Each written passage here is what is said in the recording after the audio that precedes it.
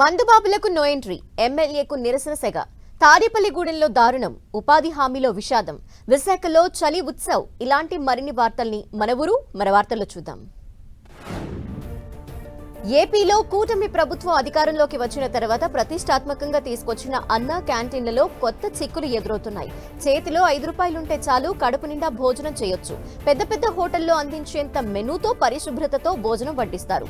కార్మికులు, కూలీలు, ఆటో డ్రైవర్లు, వీధుల్లో షాపులు నడిపేవారు, ఇలా ఎంతో మందికి అన్నా క్యాంటీన్లు ఆకలి తీర్చుతున్నాయి. అయితే కొన్ని ప్రాంతాల్లోని అన్నా క్యాంటీన్లో కొత్త సమస్య వచ్చి పడింది. 5 రూపాయలకే భోజనం పెడుతుండటంతో కొంతమంది తాగుబోతులు అన్నా క్యాంటీన్ల దగ్గర గొడవకి దిగుతున్నారు. మద్యం మత్తులో తోటి వారిని ఇబ్బందికి గురి చేస్తున్నారు. క్యాంటీన్ సిబ్బందితో గొడవకు దిగుతున్నారు. దీంతో ఒంగోలు అన్నా క్యాంటీన్ నిర్వాహకులు కీలక నిర్ణయం తీసుకున్నారు. మద్యం తాగిన వారికి నో ఎంట్రీ అంటూ బోర్డులు కూడా ఏర్పాటు చేశారు. మద్యం తాగి వస్తే ముద్ద కూడా పెట్టమని ఖరాఖండిగా బోర్డు పెట్టారు. కొంతమంది ఫుల్ గా మద్యం తాగేసి అన్నా క్యాంటీన్లకు వస్తున్నారు. అక్కడ గొడవలకు దిగుతుండటం, నానా రచ్చ చేస్తుండటంతో ఈ విధంగా బోర్డులు పెట్టాల్సి వచ్చిందని నిర్వాహకులు తెలిపారు. మద్యం తాగి చాలా న్యూసెన్స్ చేస్తున్నారు, లేడీస్ని తిడుతున్నారు. 100 రూపాయలు పెట్టి వాళ్ళు మద్యం తాగి వచ్చి ఇక్కడ 5 రూపాయలకు అన్నం పెట్టలేదని ఏదన్నా ఎక్కువ వేసినా కూడా వాళ్ళు ఇష్టారాజ్యంగా మాట్లాడి మా మీద ప్లేట్లు ఇసిరేయడం, ఇంకా ఎగస్ట్రా మాటలు అన్నీ మాట్లాడుతున్నారు సార్. కనీసం వాళ్ళు 100 రూపాయలు పెట్టి మద్యం తాగిన వాళ్ళకు మనం ఇక్కడ అన్నం పెట్టాల్సిన అవసరం కూడా లేదు. బట్ పేదవాళ్ళకే ఇది అన్నం. పేదవాళ్ళకు, వృద్ధులకు, చేతకాని పెద్దవాళ్లకు, పనిచేసే వాళ్ళకే సార్ ఇది అన్నం. ఆంధ్ర, ఊటీ, అరకు వ్యాలీ చలి ఉత్సవాలకు సిద్ధమవుతోంది. రేపటి నుంచి 3 రోజుల పాటు చలి ఉత్సవాలు గ్రాండ్ గా జరగనున్నాయి. ఉర్రూతలు ఊగించే అడ్వెంచర్స్, హెలీ రైడ్స్ ఒక పక్క, గిరిజన సాంప్రదాయ కార్నివాల్ మరోపక్క, ఎటు చూసినా ధూమ్ ధామ్ వాతావరణమే కనిపించనుంది. ఏజెన్సీ పర్యాటకాన్ని మరింత ప్రమోట్ చేసేందుకు అరకు ఫెస్ట్ ని అట్టహాసంగా నిర్వహిస్తోంది పర్యాటక శాఖ. కోల్ ఫెస్టివల్ కోసం ప్రభుత్వం ₹1 కోటి కేటాయించింది. చలి ఉత్సవాల ఏర్పాట్లని collector Dinesh Kumar, ITDA PO Abhishek పర్యవేక్షిస్తున్నారు. అరకు లోయ ప్రభుత్వ డిగ్రీ కాలేజ్ గ్రౌండ్ లో ప్రధాన వేదిక సిద్ధం చేస్తున్నారు. ఈ వేదికపై పలు రాష్ట్రాల గిరిజన కళాకారులు తమ కళలు ప్రదర్శించనున్నారు. రేపు జానపద కళాకారులతో భారీ కార్నివాల్తో అరకు ఫెస్ట్ స్టార్ట్ అవుతుంది. మంత్రి కందుల దుర్గేష్ చలి ఉత్సవ్ ప్రారంభిస్తారు. 7 రాష్ట్రాలకు చెందిన గిరిజన కళాకారులు సంప్రదాయ ప్రదర్శనలు చేయనున్నారు. దేశంలో ఉన్న గిరిజనుల సాంప్రదాయాలు, ఆచారాలని ఉత్సవాల ప్రాంగణంలో ప్రదర్శించనున్నారు. కేవలం కల్చర్ ఒక్కటే కాదు, అడ్వెంచర్స్ కూడా ఈ వేడుకల్లో కనువిందు చేయనున్నాయి.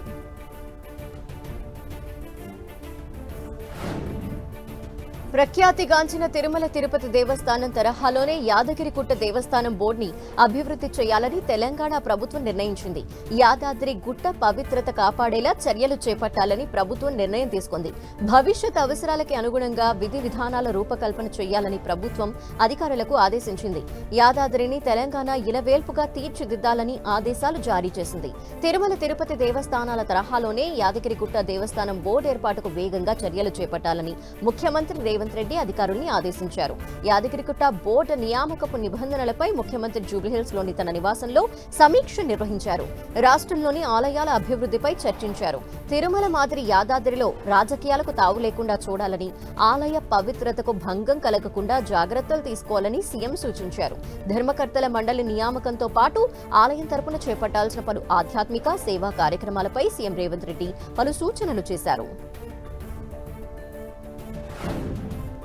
కాకినాడలోని తునిలో ఘనంగా వేటూరి జయంతి ఉత్సవాలు జరిగాయి. తుని పట్టణంలోని డీమార్ట్ సమీపంలో ఉన్న చిట్టూరి మెట్రో టవర్స్ లో వేటూరి గుండెగా మన ఊరి పండుగ కార్యక్రమం అట్టహాసంగా నిర్వహించారు. ఈ కార్యక్రమానికి ముఖ్య అతిథిగా ప్రముఖ దర్శకుడు శేఖర్ కమ్ముల పాల్గొన్నారు. వేటూరి సాహితీ పీఠం, శ్రీప్రకాష్ కల్చరల్ అసోసియేషన్ ఆధ్వర్యంలో నిర్వహించిన ఈ కార్యక్రమంలో 14వ కవితా పురస్కారాన్ని అందజేశారు. ప్రముఖ రచయిత సుధాల అశోక్ తేజ ఈ అవార్డు అందుకున్నారు. వేటూరి అవార్డుని అందుకోవడం ఎంతో గర్వంగా ఉందని అశోక్ తేజ అన్నారు. ఇప్పటి వరకు 2000 సినిమాలకు 3000కు పైగా పాటలు రాశానని ఆయన తెలిపారు. నిజామాబాద్ జిల్లా కోటగిరి మండలం ఎత్తొండ సహకార సంఘంలో భారీ అవినీతి బయటపడింది. అవినీతి ఆరోపణలపై విచారణ జరిపిన అధికారులు గత 5 సంవత్సరాల్లో 8,70,00,000 అవినీతి జరిగినట్టు గుర్తించారు. అయితే మిగతా 5 సంవత్సరాల రిపోర్ట్ ని సైతం తమకి చూపాలని, అలాగే 18 నెలల పాటు కార్యదర్శి ఆధ్వర్యంలో నిర్వహణ జరిగిందని, ఆ సమయంలో జరిగిన అవినీతిపై కూడా నివేదిక ఇవ్వాలని డైరెక్టర్లు డిమాండ్ చేస్తున్నారు. చైర్మన్, కార్యదర్శుల అవినీతి నిర్లక్ష్యం వల్లే తమ సహకార సంఘానికి నష్టం వాటిల్లిందని ఆరోపించారు. తడిసి కుళ్లిన ధాన్యాన్ని కొనుగోలు చేయడం, సివిల్ సప్లైకి పంపాల్సిన బియ్యాన్ని పక్కదారి పట్టించారని గ్రామస్తులు ఆరోపించారు. ఈ ఆరోపణలపై విచారణ చేపట్టిన అధికారులు సహకార సంఘంలో పనిచేస్తున్న 6 సిబ్బందిపై శాఖాపరమైన చర్యలు తీసుకుంటామని హెచ్చరించారు.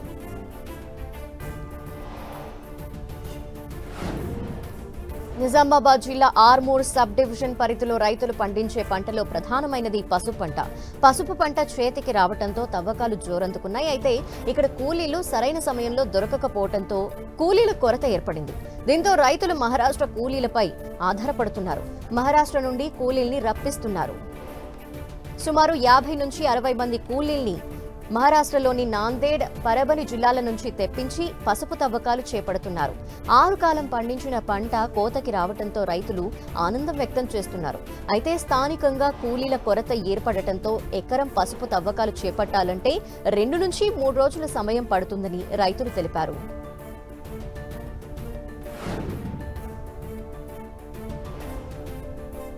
పసుపు పండిస్తున్నాం. అప్పుడు లేబర్ల కొరత లేకుండే, ఎందుకంటే అందరూ ఇంటి పట్టుకుంటుర్రు, చదువు తక్కువ ఉండే, అందరూ వ్యవసాయం కత్తుర్రు. ఆ రోజులలో 200-300 పెన్షన్లు ఊరుకు 10 మందికి ఇస్తుర్రు. ఈ రోజులలోనేమో ప్రతి ఒక్కరికి ఇంటికి 2,000-3,000 ఇచ్చినాక వాళ్ళ సుఖానికి అలవాడిపోయారు. ఇక వాళ్ళు రమ్మంటే అష్టట్లేవు, వాటిని పట్టుకొని ఇంటికాడ ఇక ఇలా తీసుకుంటున్నారు. ఇప్పుడు లేబర్ల ప్రాబ్లం మాకు చాలా ఇబ్బంది అవుతున్నది. ఈ ఇబ్బంది వలన ఇంతకుముందు సంవత్సరము దొబ్బినప్పుడు ఇంతకుముందు ఊరు లేబర్లు అత్తుర్రి, ఎకరాన 6 మగోళ్ళు, ఎకరాన 40 మంది ఇల్లు పట్టురు. అప్పుడు ఇబ్బంది లేకుండే, ఇప్పుడు వాళ్ళు అచ్చట్లు లేరు. ఇప్పుడు మహారాష్ట్రకి వెళ్ళి తెప్పించుకుంటున్నాం ఈ ఇబ్బంది వలన. శ్రీ సత్యసాయి జిల్లా పుట్టపర్తి నియోజకవర్గంలో దొంగలు హల్చల్ చేశారు. ఓబుల దేవర చెరువు, కొత్త చెరువు మండల కేంద్రాల్లో భారీ చోరీకి పాల్పడ్డారు. 4 దుకాణాల్లో ముఠా చోరీ చేసింది. మాబు కిరాణా షాప్, సాయినాథ్ షాప్ లో సుమారు 2 లక్షల వరకు చోరీ జరిగిందని స్థానికులు తెలిపారు. తాళం వేస్తున్న దుకాణాల షట్టర్ ఓపెన్ చేస్తున్న దృశ్యాలు సీసీటీవీల్లో రికార్డయ్యాయి. విషయం తెలుసుకున్న పోలీసులు ఘటనా స్థలానికి చేరుకుని పరిశీలించారు. సీసీటీవీ ఆధారంగా కేసు నమోదు చేసుకుని దర్యాప్తు చేస్తున్నామని సీఐ ఇందిర తెలిపారు. నిందితులు పరారీలో ఉన్నారని, త్వరలోనే నిందితుల్ని గుర్తించి అదుపులోకి తీసుకుంటామని సీఐ చెప్పారు.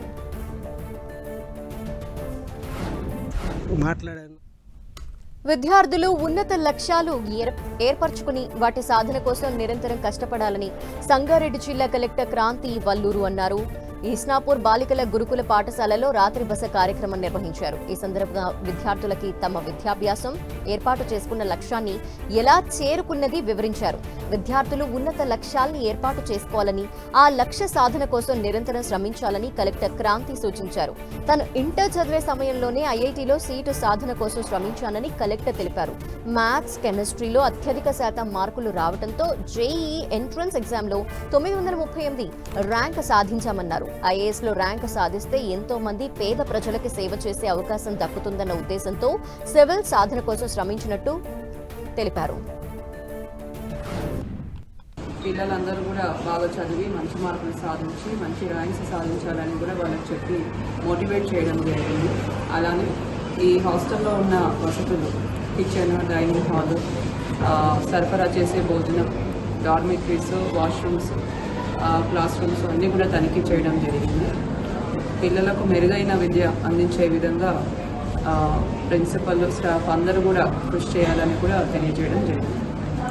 అంటే ఏదైనా పర్టికులర్ ఈ గురుకుల పాఠశాలలో రెజ్లింగ్ అకాడమీ కూడా ఏర్పాటు చేయడం జరిగింది. ఈ రెజ్లింగ్ అకాడమీలో వివిధ గురుకులాల్లో ఉన్న బెస్ట్ రెజ్లింగ్ స్టూడెంట్స్ అందరూ కూడా ఇక్కడ వచ్చి శిక్షణ పొందడం జరుగుతుంది. ఇక్కడ శిక్షణ పొందిన వాళ్ళలో చాలామందికి రాష్ట్ర మరియు జాతీయ స్థాయిలో కూడా మెడల్స్ అన్నది రావడం జరిగింది.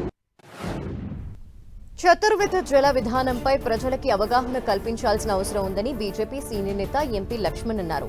సంగారెడ్డి జిల్లా కోహిర్ మండలం గోటిగార్పల్లి గ్రామంలో పర్యటించారు. గ్రామంలో 25 ఏళ్ల క్రితం ఉపాధి హామీ పథకం కింద చేపట్టిన check dam, watershed MP Konda విశ్వేశ్వరరెడ్డితో కలిసి పరిశీలించారు. చతుర్విధ జల విధానం అమలుతో రాజస్థాన్లో మంచి ఫలితాలు వచ్చాయని, తెలంగాణలో కూడా ఇలాంటివి ఏర్పాటు చేయాలని ఆయన అన్నారు. ఎక్కడ నీరు అక్కడే ఇంకేలా చర్యలు తీసుకుంటే రైతులకు ఉపయోగపడుతుందని తెలిపారు. ఈ విధానం అనుసరించకుండా 1,00,000 కోట్ల వ్యయంతో నిర్మించిన కాళేశ్వరం ప్రాజెక్టు వల్ల ఎలాంటి ఉపయోగం లేదన్నారు. పైగా రైతులపైనే 1,000 కోట్ల భారం పడిందన్నారు. 1 ఎకరం భూమిలో సంవత్సరానికి సుమారు 40 లక్షల లీటర్ల వర్షపు నీరు కురుస్తుందని ఎంపీ కొండా విశ్వేశ్వరరెడ్డి అన్నారు. ఆ వర్షం నీటిని కాపాడుకుంటే రైతులకు ఎంతో ఉపయోగకరమని ఆయన చెప్పారు. ఈ యొక్క హనుమంతరావు గారి యొక్క 4 వాటర్ కాన్సెప్ట్ను తెలంగాణలో తీసుకురావాలంటే తప్పన ఏదైతే సిద్ధారెడ్డి గారు వ్యక్తం చేశారో దానిని రాజస్థాన్లో మరి విజయవంతమైందో మొత్తం దేశాన్ని కూడా పరిచయం చేయాలనే ఒక ఆలోచన మేరకు ఇటీవల ఈ అంశాన్ని పార్లమెంట్లో కూడా నేను ప్రస్తావించినప్పుడు రాజస్థాన్లో మంచి స్పందన ఉన్నది. మన ప్రభుత్వాలు ఎందుకు దీని పట్ల మొగ్గు చూపడం లేనటువంటిది ప్రజలు అర్థం చేసుకోవాలా, ఆలోచన చేయాలి. తెలంగాణ సస్యశ్యామలం కావడానికి 1,000 లక్షల కోట్ల డబ్బులు అవసరం లేదు. మరి ఎక్కడికక్కడ ఈ వర్షం నీరు అట్టిపెట్టి మన ఊర్లో పడ్డటువంటి నీరును మనమే అట్టిపెట్టి మన ప్రాంతానికి ఉపయోగం చేసుకునేటువంటి వెసులుబాటు ఉన్నటువంటి ఈ యొక్క ప్రయోగాన్ని ఎందుకు పరిగణలో తీసుకోవటం లేనటువంటి ప్రశ్న తెలంగాణ రాష్ట్రం వచ్చిన తర్వాత కూడా 1,00,000 కోట్లు పెట్టి కాళేశ్వరం ఇవాళ ప్రాజెక్టు నిర్మాణం అయింది. దానివల్ల ఎంత ప్రయోజనం చేకూరిందో ఇవాళ మనం చూస్తూ ఉన్నాం.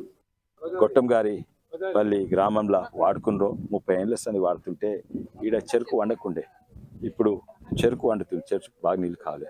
అట్లనే ఇక్కడ ఉపాధి లేకుంటే బయట వేరే ఊర్లకు వేరే జిల్లాలకు పోయి ఉపాధి చేసారు. ఇప్పుడు మా కళ్ళాలో చూసినప్పుడు ఆ చెరుకు వండుతుంది. అదే కాక వేరే జిల్లాల నుంచి వచ్చి ఇక్కడ పనిచేస్తుండ్రు. ఎందుకు ఇక్కడ పనిచేస్తుందంటే మాకు ఓన్లీ వానకాలంలో పని ఉంటుంది, ఎండాకాలంలో వేసవి కాలంలో పని ఉండదు. అంటే ఇక్కడ 3 పంటలు వండుతున్నాయి. మా కళ్ళారా చూసినాం. తప్పనిసరిగా ఇది అన్ని జిల్లాలు అన్ని రాష్ట్రాలు కూడా పాటించాలి.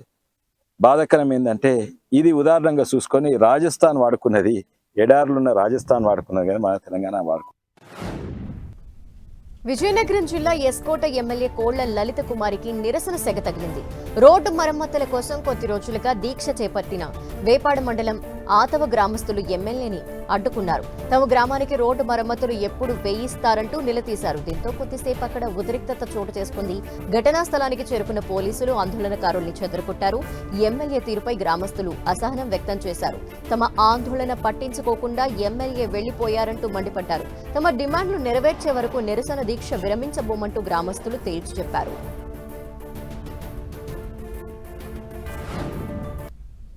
ఎమ్మెల్యే గారు దాటవేశారు తప్ప మాకు సంబంధం లేదు. ఈ యాతో ప్రజలతోటి ఈ యాతో గ్రామం సమస్య మీద మాకు సంబంధం లేదన్నట్టు ఇంతమంది జనాన్ని తోసిపుచ్చి దౌర్జన్యంగా పోలీస్ ప్రొటెక్షన్ ఏర్పాటు చేసుకొని నిర్లక్ష్యంగా వెళ్ళిపోయారు తప్పితే సానుకూలంగా ప్రజల దగ్గర ఏ రకమైనటువంటి స్పష్టమైన హామీ కానీ ఏమీ ఇవ్వకుండా దౌర్జన్యంగా అప్పుడు నిర్లక్ష్యం చేసి పారిపోయారు. తిరుమల శ్రీవారిని మాజీ గవర్నర్ సిహెచ్ విద్యాసాగర్ రావు దర్శించుకున్నారు. నిన్న కుటుంబ సమేతంగా తిరుమలకు వెళ్లిన ఆయన సర్వదర్శనం చేసుకున్నారు.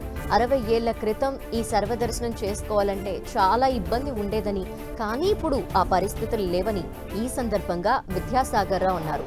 సర్వత్రా శ్రేయస్సుకరమైన దర్శనమే ఈ సర్వదర్శనమని, అందుకే ప్రతి ఒక్కరూ సర్వదర్శనంలోనే స్వామివారిని దర్శించుకోవాలని ఆయన సూచించారు. భక్తులకు ఎలాంటి ఇబ్బందులు తలెత్తకుండా టీటీడీ అధికారులు అన్ని ఏర్పాట్లు చేశారని విద్యాసాగర్ రావు అన్నారు. 20 సంవత్సరాల క్రితం ఏ విధంగా మేము ముఖ్యంగా ప్రతిమా ఎండి గారు నిన్న అందరి కుటుంబ సభ్యులతో కలిసి సర్వదర్శనం చేసుకున్నారు. 4 గంటలు అందులో నిలబడి. ఎందుకంటే బస్సులో వస్తే బహుశా మీ అందరికీ జ్ఞాపకం ఉండదు, మీరు వచ్చి ఉండరు. 50-60 సంవత్సరాల క్రితం ఆ బస్సులో ఇక్కడికి వచ్చి పోతుంటే అందరికీ వాంతులు అయ్యేది, చాలా కష్టపడేది. అంతేకాకుండా అప్పుడు సర్వదర్శనాని కోసం నానా ఇబ్బందులు పడేది.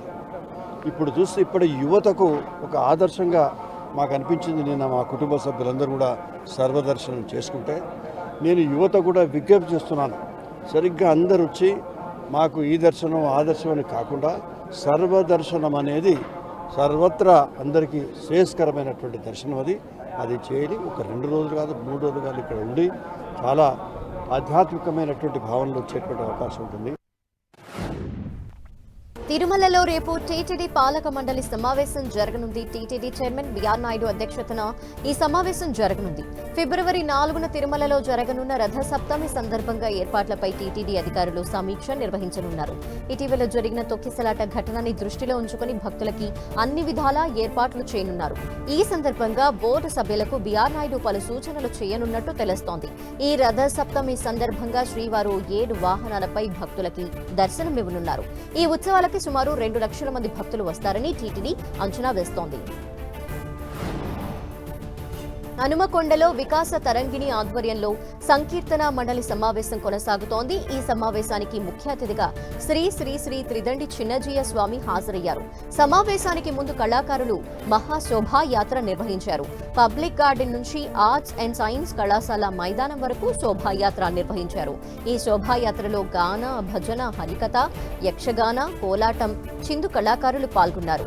శోభాయాత్ర అనంతరం నిర్వహించిన సమావేశంలో కళాకారులు తమ కళలు ప్రదర్శించారు. పలువురు నృత్యాలు చేయగా మరికొందరు డప్పు వాయిద్యాలు ప్రదర్శించారు. సాంస్కృతిక కార్యక్రమాల అనంతరం శ్రీ శ్రీ శ్రీ త్రిదండి చిన్నజీయ స్వామి తమ సందేశాన్ని అందించారు. పార్వతీపురం మన్యం జిల్లాలో ఏనుగుల గుంపు బీభత్సం సృష్టిస్తోంది. అర్ధరాత్రి కురుపా మండలం సీతంపేట గ్రామంలో కర్బూజా, అరటి తోటల్ని ధ్వంసం చేశాయి. దీంతో పంట పొలాలకి వెళ్లాలంటే గ్రామస్తులు భయాందోళన చెందుతున్నారు. ఎన్నిసార్లు ఫిర్యాదు చేసినా అటవీ అధికారులు పట్టించుకోవటం లేదంటూ గ్రామస్తులు ఆందోళన వ్యక్తం చేస్తున్నారు. మరోవైపు నిన్న కొమరాడ మండలం పాలెం గ్రామ పొలాల్ని నాశనం చేశాయి. స్థానిక చదలవాడ సత్యనారాయణ అనే రైతుకు చెందిన 10 ఎకరాల పామాయిల్ తోటని ధ్వంసం చేశాయి ఏనుగులు. మండలంలో కురుపం పంచాయతీ కాకుండా పక్కనున్న కొమరాడ మండలం పంచాయతీలు, తర్వాత కురుపం పక్కన బియ్యాల వలస, గుమ్మిడిగోడ పంచాయతీలు, మ్యాక్సిమం కురుపం మండల పరిధిలో మొత్తంగా వాటర్ మెలాన్ అనేది మేము పండిస్తున్నాం. గత 10 సంవత్సరాల నుంచి కూడా వాటర్ మెలాన్ పండిస్తున్నాం. గత 10 సంవత్సరాల నుంచి కూడా మా ప్రాంతానికి ఈ ఏనుగుల బెడద అనేది చాలా విపరీతంగా ఉంది. అయితే ఈ ఏనుగులు అనేవి ఇక్కడ నుంచి తరలించాలనేది మా ప్రధాన డిమాండ్.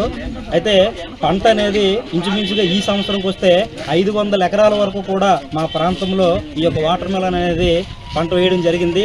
దాని మీద ఎకరాకు 60,000 రూపాయలు చొప్పున పెట్టుబడి కూడా పెట్టడం జరిగింది. ఒక 10 రోజులు, 15 రోజులు, 20 రోజులు, నెల రోజుల్లో పంట చేతికి వస్తున్న టైంలో ఈ ఏనుగులు వచ్చి పూర్తిగా మా పంటను ధ్వంసం చేస్తున్నాయి. దీన్ని రైతులు జీర్ణించుకోలేకపోతున్నాం. మా ప్రధాన బ్రతుకేది వ్యవసాయం చేసుకుని మేము ఇక్కడ బ్రతుకుతున్నాం, జీవిస్తున్నాం. సిద్దిపేట జిల్లా గజ్వేల్లో గాంధీ విగ్రహానికి బీఆర్ఎస్ కార్యకర్తలు వినతి పత్రాలు అందజేసి నిరసన తెలిపారు. మహాత్మా గాంధీ వర్ధంతి సందర్భంగా నివాళులు అర్పించిన బీఆర్ఎస్ కార్యకర్తలు కాంగ్రెస్ ప్రభుత్వం ఇచ్చిన హామీల్ని 420 హామీల్ని వెంటనే అమలు చేయాలని వినతిలో పేర్కొన్నారు. ఎన్నికల ముందు కాంగ్రెస్ పార్టీ 6 గ్యారంటీలిచ్చి అధికారంలోకి వచ్చాక గ్యారంటీల్ని పక్కన పెట్టారంటూ విమర్శించారు. ప్రభుత్వం వెంటనే హామీలని అమలు చేయాలని డిమాండ్ చేశారు. ములుగు జిల్లా వెంకటాపురం మండల కేంద్రంలోని మహాత్మా గాంధీకి వినతి పత్రాన్ని సమర్పించారు బీఆర్ఎస్ నేతలు. గాంధీ వర్ధంతి సందర్భంగా నివాళులు అర్పించిన బీఆర్ఎస్ కార్యకర్తలు కాంగ్రెస్ ప్రభుత్వానికి వ్యతిరేకంగా వినతి పత్రాలు సమర్పించారు. కాంగ్రెస్ పార్టీ ఇచ్చిన గ్యారంటీలని వెంటనే అమలు చేయాలంటూ వినతిలో పేర్కొన్నారు. ఇటీవల నిర్వహించిన గ్రామ సభలు పూర్తిగా విఫలం అయ్యాయని, కాంగ్రెస్ ఏడాది పాలనపై ప్రజల్లో వ్యతిరేకత మొదలైందని విమర్శించారు.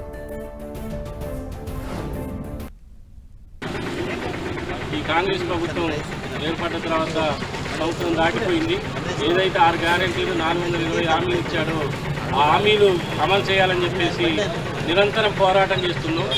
ఇంతవరకు ఎటువంటి ఒక్క హామీ కూడా పూర్తి స్థాయిలో కాకపోవటం వల్ల ఈరోజు పార్టీ పిలుపు మేరకు మరి శాంతియుతంగా వచ్చి గాంధీ తాత గారికి వారికి కనీసం వారైనా సరే కనపడి మరి ఈరోజు మరి ఆ రాహుల్ గాంధీ గారు పెద్ద మాటలు చెప్పి వరంగల్ డిక్లరేషన్ ఏదైతే ఉందో రైతుకు ఖచ్చితంగా రైతు డిక్లరేషన్ ఇచ్చాడు.